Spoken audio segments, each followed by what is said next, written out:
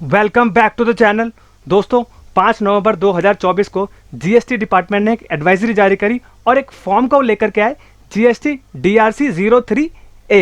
अब दोस्तों ये फॉर्म लाने की डिपार्टमेंट को क्यों ज़रूरत पड़ी, पहले हम लोग बैकग्राउंड समझ लेते हैं। इसका बैकग्राउंड क्या है दोस्तों आपके पास सेक्शन 73 और 74 के काफ़ी टैक्स पेयर्स को नोटिस इशू किए गए थे उसके रिगार्डिंग में, और उसमें बोला गया था आपकी जो डिमांड है वो डिमांड इतनी इतनी हमने निकाली है, तो आपको ये डिमांड क्या है, पे करनी है। तो दोस्तों काफ़ी टैक्स पेयर्स ने क्या किया, कोर्ट को अप्रोच किया, और काफ़ी टैक्स पेयर्स ने क्या करा, अपना जो डिमांड था वो कौन कौन से फॉर्म के थ्रू यहाँ पर पेमेंट कर दिया। यहाँ पर दिया है DRC 07, DRC 08, MOV 09, MOV 011, APL 04 के थ्रू, और ये जो पेमेंट की गई वो आपकी की गई DRC 03 के द्वारा। अब दोस्तों जो डिमांड की जो पेमेंट होती है, जो ऑर्डर में ही यहाँ पर ऑप्शन आता है कि आपको यहाँ पर से ही आपको पे करनी है डिमांड, तो काफ़ी टैक्स पेयर्स ने यहाँ पर क्या किया, DRC 03 भर दिया, जिसके कारण क्या हुआ, जो आपकी जो डिमांड थी वो अनपेड रह गई, और जो आपका जो पैसा पेमेंट हो गया वो क्या हुआ, वो भी खड़ा रहा। तो यानी कि दोस्तों आपकी जो ऑर्डर में आपकी जो डिमांड निकाली गई थी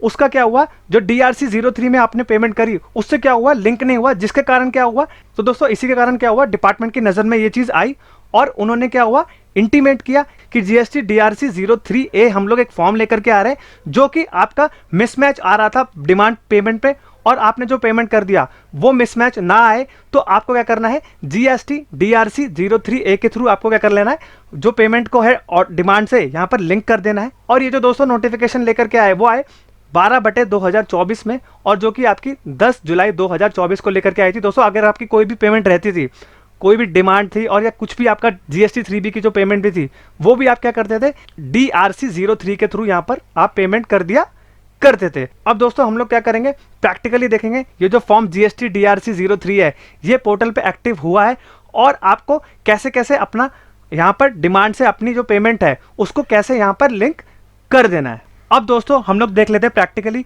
आपको अपना DRC 03A फॉर्म कहाँ से और कैसे फाइल करना है। सर्विसेज में जाएंगे, यूजर सर्विस में जाएंगे, यहाँ पर हम आएंगे दोस्तों माय एप्लीकेशंस पे। माय एप्लीकेशन पे आने के बाद यहाँ पर खोल देंगे हम लोग adjustment of payment through DRC 03 form GST DRC 03A, यहाँ पर क्लिक करेंगे, न्यू एप्लीकेशन पे यहाँ पर क्लिक कर देंगे।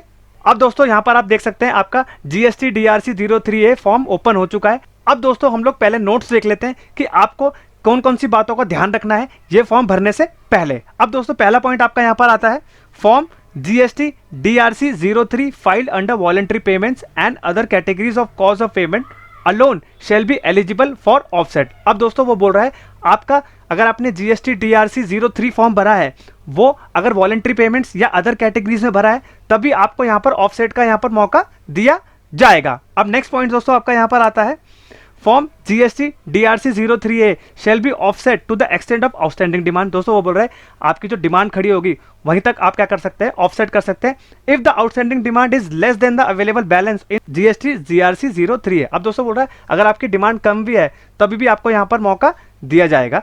थर्ड पॉइंट दोस्तों यहाँ पे आ रहा है, the balance calculated in the adjustment of demand screens are for the purpose of user knowledge and offset shall actually happen only once the application is submitted। अब दोस्तों आपको जो यहाँ पर दिया जा रहा है एडवाइजरी में दिया है वो आपका क्या है कि ये सिर्फ आपके नॉलेज के पर्पस के लिए है, लेकिन जब आप प्रैक्टिकली करेंगे एप्लीकेशन सबमिट करने के तभी आपको यहाँ पर पता चलेगा कि आपका GST DRC 03A फॉर्म कैसे यहाँ पर एडजस्टमेंट करेगा। अब नेक्स्ट दोस्तों आपका फोर्थ पॉइंट आ रहा है, form GST DRC 03 utilized for claiming recredit of ITC in the form GST PMT 03A cannot be considered for offset against demand। अब दोस्तों बोल रहा है कि आपका जो ITC पड़ा था और आपने GST PMT 03A में भरा था वो ITC को हम लोग यहाँ पर सेट ऑफ का मौका नहीं देंगे। अब दोस्तों सिंपली आपको प्रैक्टिकली क्या कर लेना है, यहाँ पे आपने जो फॉर्म भरा था फॉर्म GST DRC 03A उसका रेफरेंस नंबर डालेंगे, ऑटोमेटिकली आपके पास यहाँ पर date of filing, cause of payment, period आ जाएगा, कहाँ से कहाँ तक का किया आपने, और यहाँ पर आपकी सारी की सारी आपने कहाँ कौन कौन से हेड में पेमेंट करी वो आपका यहाँ पर आ जाएगा। अब दोस्तों नेक्स्ट आपका आएगा अपना डिमांड ऑर्डर नंबर। दो आपकी जो डिमांड आई सेक्शन 73 74 में जो भी आपकी डिमांड आई वो यहाँ पर आप क्या करेंगे, यहाँ पर सिलेक्ट करेंगे, डिमांड डाल देंगे, डिमांड का ऑर्डर डेट आ जाएगा, ऑर्डर टाइप आ जाएगा, पीरियड कहाँ से कहाँ तक की आपकी डिमांड थी वो आ जाएगा, कौन कौन से ईयर की थी और आपकी जो डिमांड के अंदर जो भी आपके IGST, CGST, UGST और सेस था वो भी आप यहाँ पर ऑटोमेटिकली आ जाएगा। अब यहाँ पर आपको क्या करना है, अगर आपके पास कोई सपोर्टिव डॉक्यूमेंट्स है तो आप यहाँ पर अपलोड कर देंगे। अदरवाइज क्या होगा, यहाँ पर एडजस्टमेंट ऑफ डिमांड पे अगर आप क्लिक करेंगे तो क्या होगा, आपका यहाँ पर डिमांड सेट ऑफ हो जाएगा। अब नीचे आकर क्या करेंगे, आप तीनों ऑप्शंस पे टिक कर देंगे और यहाँ पर ऑथराइज सिग्नेटरी पे एंटर डेट डाल के और अपना यहाँ पर सबमिट कर देंगे या सेव कर देंगे, या बाद में भी अगर आपको फाइल करना है तो पहले क्या करेंगे, अपना सेव कर लेंगे। सेव करने के बाद प्रॉपर अच्छे से अपने सारे के सारी चीज़ें चेक कर लेंगे। उसके बाद यहाँ पर प्रोसीड टू फाइल करेंगे और अपना इलेक्ट्रॉनिक वेरिफिकेशन कोड यानी कि EVC के जरिए अपना यहाँ पर अपना DRC 03A फॉर्म फाइल कर देंगे। तो दोस्तों आई होप आपको समझ में आ गया होगा आपको प्रैक्टिकली कैसे अपना एडजस्टमेंट करना है GST DRC 03A फॉर्म में, और कैसे आपको लिंक करना है अपने ऑर्डर को GST DRC 03 फॉर्म से। और दोस्तों आपका यहाँ पर प्रोसेस कंप्लीट हो जाएगा और आपकी जो डिमांड होगी वो खत्म हो जाएगी और कोई भी आपकी आउटस्टैंडिंग डिमांड यहाँ पर खड़ी नहीं रहेगी। तो दोस्तों अगर ये वीडियो इन्फॉर्मेटिव लगी हो तो चैनल को लाइक, सब्सक्राइब और शेयर करिए एंड बेल आइकन भी प्रेस कर दीजिए, जिससे कि मैं आपके लिए ऐसे ही इंपॉर्टेंट अपडेटेड वीडियोस लेके आता रहूँ। I hope you like this video. Thank you very much and have a nice day. And दोस्तों कमेंट जरूर करिएगा वीडियो में, जिससे कि हम लोग अपने वीडियो में सुधार लेके आते रहें।